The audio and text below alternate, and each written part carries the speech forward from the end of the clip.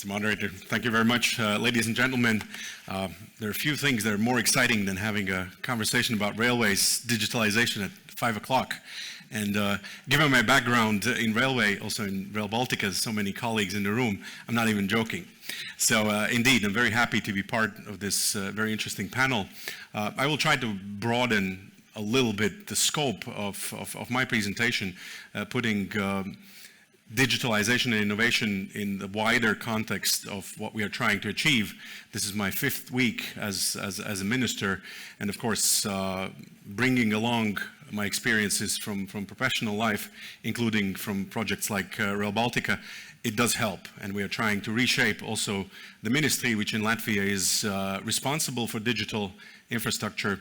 As maybe some of you noted, we also signed the Memorandum of Understanding earlier this morning with Ukraine. I'm very, very pleased with that fact. But again, I'll take a few moments of your time to introduce the changes that we want to make in order to put innovation and digitalization in the center of what we are doing, instead of maybe just a set of policy buzzwords. So going forward, this is, a theme or a mission statement that as Ministry of Transport, and actually when I look at the term Ministry of Transport, I feel that it's always lacking the other part, which is Ministry of Transport and Digital Infrastructure. But transport maybe also can be interpreted as transport of data. Therefore, we would like to not only enable but also to lead the deployment of world-class digital infrastructure, as we are responsible for the high-capacity broadband infrastructure, 5G infrastructure, especially the hardware side of this important ecosystem, but also to be a driving force in promoting innovation ecosystem in Latvia, not just in the field of transport, but of course serving as an example of what we can do also in other areas. And here are some of the key policy areas and priorities. I just mentioned that, of course, innovation is a highly iterative, cooperative, collaborative process where all different stakeholders need to be involved: the public sector, the private sector, the NGO sector, academia. But at the same time, in many areas, it requires public sector leadership. It doesn't require public sector to always point the fingers on every little detail and micromanaging, but to serve as a catalyst, as enabler, and of course as a critical provider of political vision and leadership. Therefore, we also need a more comprehensive digital infrastructure strategy. While Latvia is amongst the global leaders in data consumption, in one of the pioneers in public 5G accessibility, but at the same time our enterprises are not sufficiently digitally intense, and also the broadband and 5G penetration is not universal, even in a place like Latvia, which seems to have succeeded in deploying this infrastructure on a very large scale. This also brings me to the subject of 5G and 6G innovation infrastructure. One important ambition that we have is we want to create a transport industry digital twin, which is of course trying to populate all of the different data inputs, then use machine learning, artificial intelligence, various algorithms to enable better decision making aided by real-time data availability. And if we succeed in one industry, that's obviously a model that we can supplant in other industries and maybe take it to the government level. There are multiple countries in the world that have successfully deployed such digital twins, including our neighbors here in the Baltic states. Latvia needs to catch up, and we are ready to lead on this. Intelligent transportation systems, anything ranging from traffic safety to digital intelligent freight management, intermodal passenger connectivity. That is, of course, also something in view of the objectives of Green Deal that we are also prioritizing in the ministry. And then, of course, different future mobility solutions, from autonomous transport to unmanned aerial vehicles. Again, inter and multimodality, both for seamless passenger journeys, but also for future logistics solutions. And all of that, of course, is also very central to the philosophy that we have with regard to Rail Baltica project. Some of the action items, one is to promote a regulatory regime which is pro-innovation. That also syncs with some of the other items. I already mentioned the importance of the innovation ecosystem, triple helix or quadruple helix, any kind of helix which brings together all the different actors, state and the public sector providing the necessary impetus, bringing everyone around the same table, and then identifying areas, especially around leading industry players, export-oriented companies. This is not just an ambition for the innovation's sake. This is also a cornerstone of Latvia's industrial policy. Definitely in the field of transport, but again, can be viewed in a much broader context. Then we also think about the supporting test bed support and operation. This is something that we dealt with also in Rail Baltica as a Greenfield project, where of course there are many technologies from digital acoustic sensing, and I'm sure that Andy, as the next speaker, my close colleague for many years, will deep dive into these subjects. But of course, this requires a particular infrastructure to test all these different solutions and ultimately deploy them for commercial use. We have projects like Digital C. We have possibilities to test, for example, piggyback transportation to shift our lorries onto rail. Also, we already have ongoing test bed projects in cross-border 5G applications, in defense 5G. There are many more areas. Open access, including open standards, off-the-shelf components, Open RAN, broadband applications, again, trying to also learn in many ways from the telecom industry, which has been on the avant-garde of opening up, not allowing to lock itself into proprietary ecosystems. This is something where other industries, including in the area of transport, especially railways, that's a great example to be followed. Autonomous transportation and drones, that's something that also syncs with the focus on test bed. This is, of course, especially out of sight, the longer distance drone operation. Obviously, the use for that is limitless. And again, if we look at the context of Rail Baltica, both from site supervision to many other, even future freight deliveries, last mile optimization, all of these different technologies, both autonomous transport, including for freight, for postal and parcel deliveries, but also drone technologies are extremely useful. And then last but not least, quantum computing and cybersecurity. And of course, being in this region of the world, in this part of the world, cybersecurity, I don't think requires any additional emphasis, and Latvia and the Baltic states have some degree of know-how already with the NATO Strategic Excellence Center in Estonia, and of course, important focus also from the defense perspective. And then going forward, several key areas for Rail Baltica. Again, I'm sure that it will be discussed in greater detail, but here, of course, we focus on connectivity. Rail Baltica is not just a railway project. It will have cable ducts on both sides of the railway embankment, so it's possible to use high-capacity fiber, of course, for railway use, for signaling and traffic management, but also as dark fiber to be commercialized together with telecom operators, and then perhaps also share mast infrastructure for 5G and 6G deployment. Sensor technologies, I already mentioned acoustic sensing, which is an excellent emerging technology, data and analytics, a lot of big data, and of course putting that into good use with algorithms, machine learning, and so on. Very importantly, again, now we focus on delivering physically the Rail Baltica infrastructure, but we should also have an operational mindset thinking about the future product deployment, both in seamless multimodal intermodal passenger solutions, and of course integrated logistics solutions with track and trace capability, with automated operations, with smart multimodal terminals, including with transshipment capacities, capabilities for piggyback, and so on. And of course, single ticket, seamless journey solutions for passengers. Green Deal, again, here I can emphasize the energy component of Rail Baltica. It's rail, digital, energy, defense, connecting cities, airports, seaports. So this is an entire ecosystem where, of course, Green Deal is a very powerful common thread. And then, yeah, I already mentioned about the innovation test beds. So again, very happy to be part of this panel. Thank you for attending, both here and online. And I'm looking forward to a great discussion. If necessary, I'm very happy to take a few questions as well. Thank you.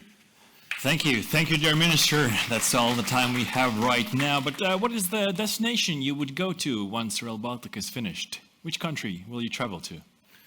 Any destination on the route and in the European network. Tallinn and Vilnius at first, and then European railway system is the limit, all the way to Lisbon. Exactly. Thank you. Thank you, Minister. Thank you very much. All right, we are continuing with the next presentation, and we'll hear from Rail Baltica itself. Representing Rail Baltica right here today is Andy Billington, the Innovation and Digital Architectural Senior Expert at Rail Baltica. A round of applause.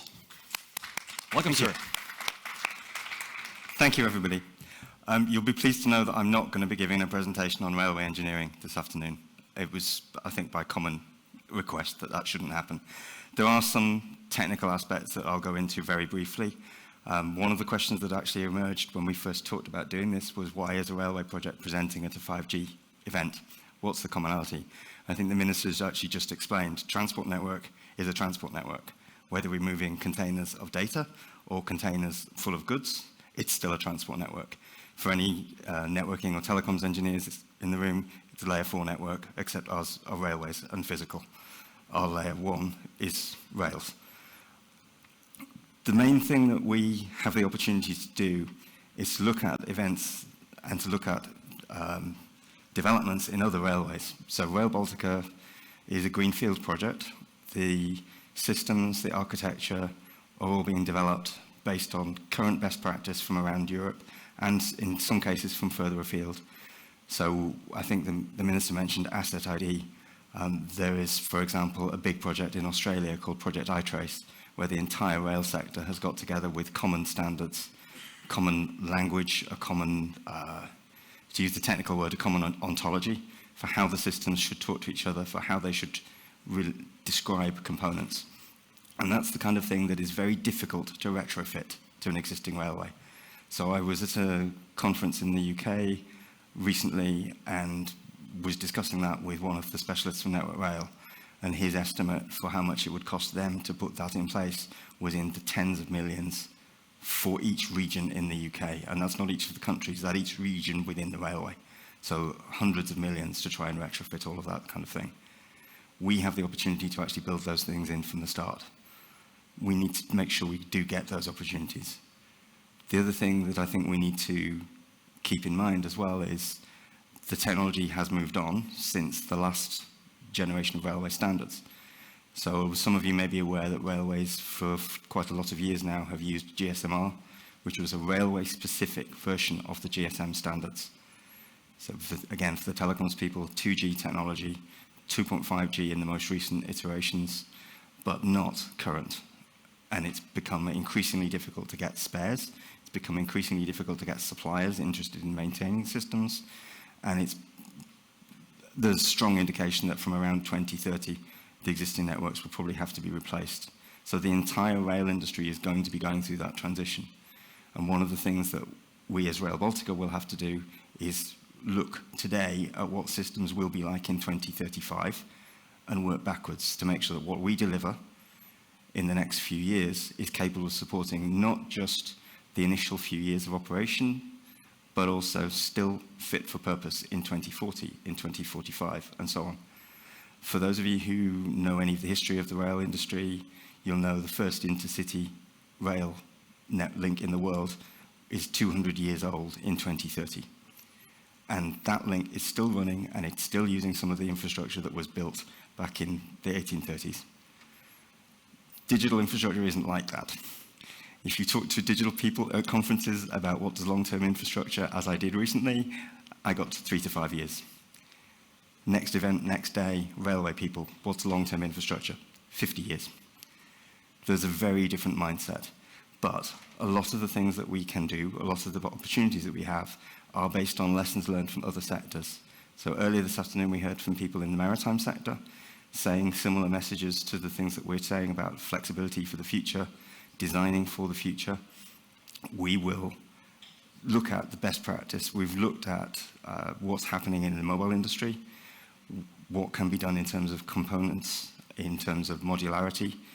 The big change from GSMR to the new system, which is called the Future Railway Mobile Communication System, or FRMCS, one of the biggest changes is actually in architecture, not in the radio technology. FRMCS is designed to be radio agnostic.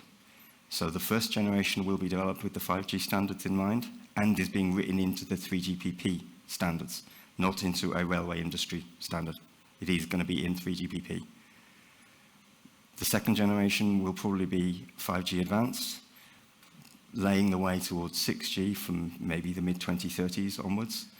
And one of the biggest changes that brings is that to upgrade the existing communications networks along railways is usually a complete forklift upgrade. So just take things out and replace the whole module, the whole system.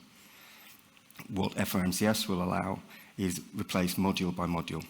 So you're not replacing the whole system, you replace just the thing that is either damaged or just out of date. It's a much more flexible approach, much more flexible architecture, and some of that has been inspired by things that have been done in the telecoms and IT world, particularly if you look at things like the Telecom Infra Project or Open RAN or the Open Compute Project. There's a lot of learning that we can bring in from other sectors, whether that's architecture, whether it's sensors. Again, the Minister mentioned distributed acoustic sensing. Without going into the physics behind it, the principle is that a fibre running along the railway will detect the vibrations of the train going past. And if you know what the vibrations should be, you can then detect defects. So the pattern is not what it should be. There's something has changed. So you can minimize the number of on-site inspections, on-track inspections. If you minimize the amount of on-track work, you're clearly minimizing the risk to the track workers. You're also reducing the likelihood of disruption caused by work, either overruns or emergency works. So we can use technology that's from other sectors. And this acoustic sensing technology came from oil and gas and is now coming into rail. We can also look at more sustainable approaches to how the infrastructure is delivered. If you, depending on which research you read, you'll see that data centers around the world are responsible for between 3 and 5% of emissions or energy consumption, depending on which analyst has written the report. There's a big focus on reducing those numbers. I'm sure you can imagine the size of the electricity bill that arrives at Google every day. They are actively working to see, can they run their equipment more efficiently? If they allow the equipment to run a little bit warmer, can they get more performance out of it without damaging the lifetime of the equipment? Typically, those two things are directly related. If you let it run hot, it probably won't last as long. But there's a balance to be found. Can you design the hardware in a more sustainable way so that, for example, you don't have single-use plastics used for the manufacturer's badge on the front of a box? And the badge on a box in a data center is going to be seen by the data center engineers. You don't really need an advert for the manufacturer. The people working on the box will know who it is. The key thing in all of this is when we're developing and delivering new infrastructure, what lessons can we learn from other places? What can we bring in? What can we work with, in particular, the telecoms and IT sectors on? Because we're all network infrastructure, just different types of network. Some physical, some virtual, some purely digital. How do we share knowledge? Where possible, can we share some elements of infrastructure? So, for example, a tower or a duct. Can equipment be pushed on things like station buildings or other physical facilities that have to be delivered as part of the railway? how do we enable those opportunities, and how do we make sure that those opportunities are available for as many people as possible? The impact of a new infrastructure project in any region is big, but the impact in this region is going to be transformative in many ways, and we have to all work together to try and deliver that. Thank you. Thank you, Andy. Please do take a seat because we are continuing with a fireside chat, and I would like to welcome on the stage the rest of the panel that will join Andy in this discussion. And let's welcome on the stage, he's the moderator for this fireside chat, the Director of Disruptive Analysis, Dean Bubley. Thank you. Hi. And I would like to also welcome on the stage between the two gentlemen, Chief Specialist of the Mobile Broadband Development Department at the Ministry of Digital Transformation of Ukraine, Nadya Babych. Welcome. Thank you very much. By the way, Dean, did you know the originals of the fireside chat? No, go ahead. They were originally a radio broadcast by President Roosevelt in the United States in great times of uncertainty. So during evening times, President sat down, talked to the people of America through the radio broadcast, and they were sitting by fireplaces. So, hence, fireside chat. I wish you all the warmth of a fireside chat. Fantastic. Thank you. That's an anecdote that I really had not heard before, and I'll be reusing that one. So just as a quick introduction, this is a 20-minute panel. Not even a panel, it's more, as I say, of a chat. It's the end of the day. Hopefully there's some drinks outside afterwards. And yeah, just a quick introduction to myself. I'm a technology industry analyst, so I write about and advise on wireless technology and telecoms more broadly. So that's 5G, 6G, Wi-Fi, spectrum, satellite. And one of the themes that I end up doing quite a lot of work on is rail connectivity and communications. And there's lots of different ways they overlap. Obviously, and we'll hear in a moment about a number of the communications requirements for control and safety of trains and rail, operational needs. And something else I've been looking at a lot recently is passenger connectivity, which I don't think we're going to touch on so much here, but that really got me thinking about the challenges of dealing with consumers and passengers on the train, especially if we want people to switch from using air transport or road onto trains and providing people with a good experience. Maybe we'll touch on that. The other thing that is relevant that crops up is what happens at each end of a journey at the stations and then beyond. And that has different wireless characteristics. And then the last thing is that I'm definitely going to talk about is the infrastructure side of it, this linking of the transport infrastructure with whether it's ducts for fiber or towers and everything else. So, a bit of context. Andy, you've just heard for. I'd like to welcome our other speaker today, Nadya Babych from Ukraine. Nadya, could you sort of just give us a quick introduction to the project you're working on and what your role is there, please? It will be my honor.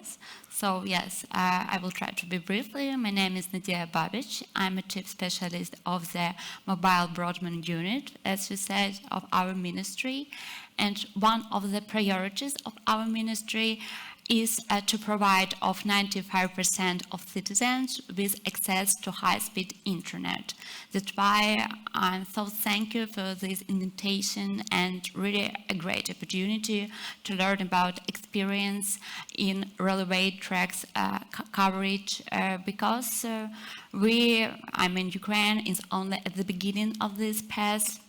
Before the full-scale invasion, we made some calculations and have a view how to implement this, but of course the full-scale war ruins our plan, and now we strive to return to our pre-war plan. So now we are considering the possible pilot project. The main idea is to build cell towers along railway tracks that are part of the TNT, and then lease these cell towers or parts of them to the mobile operators. And the possible direction is Poland-Ukraine, more precisely railway connection. Przemysl is Poland city, and then Lviv and Brody, they are Ukrainian cities. So we hope that it allows to increase business ties between European Union and Ukraine, in particular logistic and railway transport, and of course ensuring emergency services on railway in border areas. So in short, this is our plan related to coverage of railway tracks. Thank you. And is that based on the existing railway network, or is this like Rail Baltica? Is it a new rail construction project plus the transport, or are you putting the network on top of the existing rail system? You see, we considering like a new architecture because this pilot project will be the first step before the coverage of Ukraine with 5G technology. So that's why, for now, at this stage, we are considering this scenario. Thanks. Andy, I mean, how does that compare to sort of your view of what you're doing with Rail Baltica? I think that the two can align quite closely. We are Greenfield, but a lot of the issues that will arise for both. So, for example, what degree of sharing is possible? Where do the railway standards mean that things have to be isolated? So train control systems are not going to share infrastructure with people browsing YouTube, hopefully. No, that will just not be something that happens. But the main principle that I think we can all look at is when you have a large-scale construction team out in the field, what else can be delivered at the same time as a railway? Or what else can be delivered along a railway? So as Nadya mentioned, towers, there's fiber duct, as you mentioned earlier on. There's things like energy supplies and locations for mobile operators to put equipment. Can you reserve some space for them, which we're doing? And I think we probably should share some knowledge on things like how much power we're being advised people are likely to want, and all those kind of things. I think there's quite a lot in common. And I mean, we already know that in Latvia, the Ministry of is quite convenient because the Ministry of Transport and the Ministry of Network Infrastructure is the same. But in Ukraine, it sounds like you work on the Digital Transformation Ministry. Do you have good collaboration with the Ministry of Transport for this project? Yes, of course, because we have like the same aim to become the full participant of 5G transport corridors. So that's why we are working in collaboration in this way. And what are the primary applications that you are starting to work on, and how do you see that evolving? You see, now we have like estimate numbers of the cell towers that we will need. It's about 41 cell towers, and if we're talking about approximate budget, it's 2.6 million euros. And of course, we are looking in direction about detailed stages. So it's including procedure of obtaining of land plots, construction of cell towers, connecting these cell towers to electricity networks. So if we're talking about detailed application, in our case, we just want to find the possible, of course, investment, our partner, and then after this, we will be looking so deeply. I mean, application and something. Because I was thinking, is your expectation it's more about the connectivity for the train operator, so the control of the train or business functions with the train, or is it more about the passengers? If, for example, we're talking about mobile operators, they aren't interested in participant because it is unprofitable for them. The first, yes, the main reason is ongoing war in Ukraine. And of course, the second reason that mobile connectivity will expand it only for the train passengers. That's why one of the options will be, for example, government enterprises who will be like an owner of these also towers. But the owner, in simple way, will be the state, and then it will be leased to mobile operators. Thanks. Andy, from your point of view, you presume obviously train control and the operational side of it is top of your list. I mean, at what point do you think about renting space to mobile operators? Where does that come on your priority list of tasks? It's fairly close to the top. The primary consideration in any railway is always safety. So we will always look at safety before looking at anything else. But one of the things we have to do in designing the new infrastructure is take those kind of things into account to make sure, for example, the tower is strong enough to take the weight of multiple radios. Or is that an issue, and does that issue itself mean that approaches like neutral host make more sense? And that's something that I think needs to be considered in any infrastructure project. I think that you had a session earlier on, Dean, about the indoor, and you mentioned the UK approach on neutral host, where the mobile operators got together and formed a specification between them that people can then meet or not. And that's definitely an interesting approach. But it's one way to make the infrastructure delivery a little more straightforward. It's not straightforward, but a little more straightforward. I mean, the question always on rail is whether the mobile operators need the towers in those specific, same locations that the railway does. Because it may be they have coverage, or they have cell towers nearby. There's not always there happen to be a convenient set of coverage gaps. In Ukraine, the railway tracks are passed outside settlement, and it's often located at a distance that they can receive the signal from the base stations that, for example, near settlements. That's why we exactly need to build cell towers along railway tracks. Thank you. And actually, both of you, are you just looking along the tracks, or are you looking at the stations as well?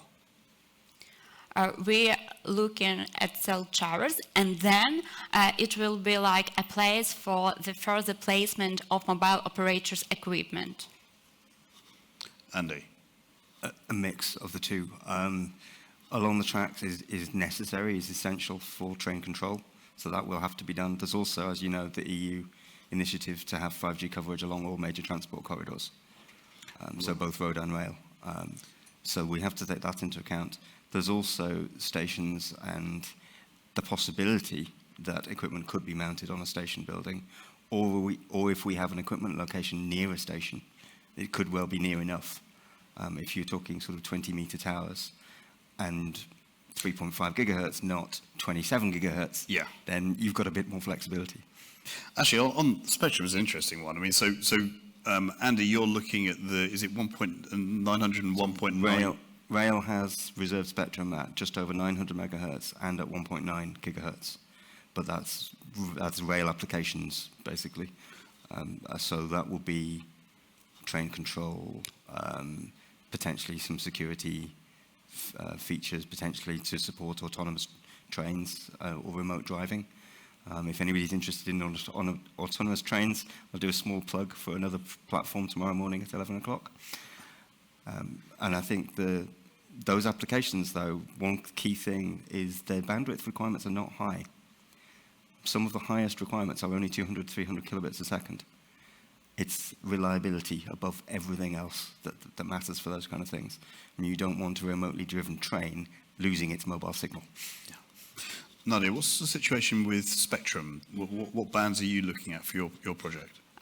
We are considering exactly this band that you mentioned because they are already used for 4D technology, but in parallel we are working on 5D pilot project launching, and that's why within this pilot project, we are discussing to give such from 3 mobile operators the 10 megahertz upload and 10 megahertz download, so totally 20 in 700 megahertz. So maybe exactly this band will be possible to use for our pilot project, exactly related with coverage of railway.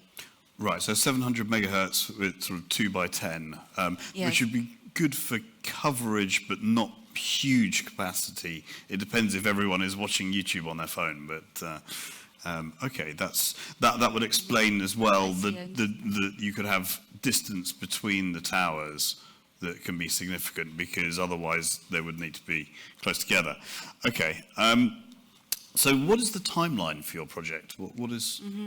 So the possible deadline is up 2 years, so including all necessary procedure, as I said earlier, from obtaining a land plans and to finish leasing these cell towers to mobile operators. So 2 years, we'll see, maybe it will be sooner, I hope. And Andy, what's the timeline for what we've been discussing on Rail Baltica? It'll be over a period of time. Obviously, you don't open a brand new railway all in one go. So we're probably talking about 2028 to 2030. Oh, right. And one of the things that we've actually had to contend with is, I mentioned FRMCS. Without getting into too much detail, the FRMCS standards are not actually finalised yet in 3GPP, and they weren't in the railway regulations until about 3 months ago. So we've actually had to wait to see them come into the railway regulations, which has now changed, finally, thankfully. So we can begin to do a bit more detailed work. Because I've been looking into FRMCS a bit recently, and it seems like a lot of things to do with 5G, which sounds like a good idea, not as easy as it looks. I mean, if I look at what's happening elsewhere in 5G world, it's been slow to evolve beyond basic mobile broadband because of things like getting the cloud native core right and all this sort of stuff. Do you see those hurdles all overcome by the time you get around to it in FRMCS, or has it got its own set of issues like device availability? It will have its own set of issues because it's different spectrum, so silicon can be different. And that's an issue at the moment, is actually it's difficult for people to test because there aren't many chip sites out there with the right spectrum. Some of the things that are sort of the 5G key buzzwords, if I can say, the ultra reliable, low latency, they're not actually needed for the rail applications. They're nice to have. Interesting. They might be needed for things like freight terminal automation. If you've got autonomous vehicles moving containers around, you'd want the really, really low latency. But for the train control applications, the latencies in milliseconds are acceptable in almost all applications. URLLC is one. The enhanced mobile broadband is actually the enabler for a lot of things. But as I think I mentioned, the biggest change that FRMCS brings in is an architectural change. It's not necessarily 5G features, it's the architecture change that having to do the radio change has enabled an architecture change in signaling, in train control, in the equipment on board the trains, so that everything is moving towards modular systems, commodity IT where you can, where standards allow. Safety regulations obviously sometimes say, no, you have to use a railway-specific version. And we have quite extreme temperature ranges to cope with as well. There's things like that. The modularity is something that I think is very important, being able to sort of adopt new technologies as they come online, whether it's later versions of the standards, maybe adding in satellite as backup, all these sort of things. We've got about 2.5 minutes left. I've got bright lights, so I can't see the audience, but hopefully there's someone who can watch out. If you have any questions, by all means put your hand up, or if we have anyone from online. Yes, we do, sir. Yes, we do. So the first question comes from online, and then we can attend to you as well. So thank you to Raja, who's been sending in questions all day long. I love our participants also online. And her question to you is, what strategies or financial models can organizations adopt to overcome the hurdle of high high initial investment costs when implementing digital innovations in greenfield projects? And There are a few. It depends on the nature of the project itself and what it might be eligible for. So, for example, transport projects, energy projects, and large digital projects can look to the Connecting Europe facility, as we do, for significant funding. There are some other options for government funding.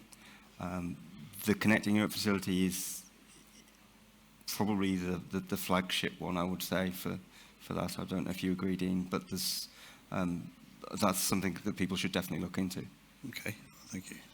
And yes, I can add that, of course, if you're talking about Ukraine, our state budget is aimed at military needs. That's why, for example, we plan to implement our pilot project exactly with international support. So for now, we are considering exactly this way of solution of funding. Thank you. Apparently there's a question in the audience. I will say I can't really see anyone from here. But, So please do raise your hand if there is a question.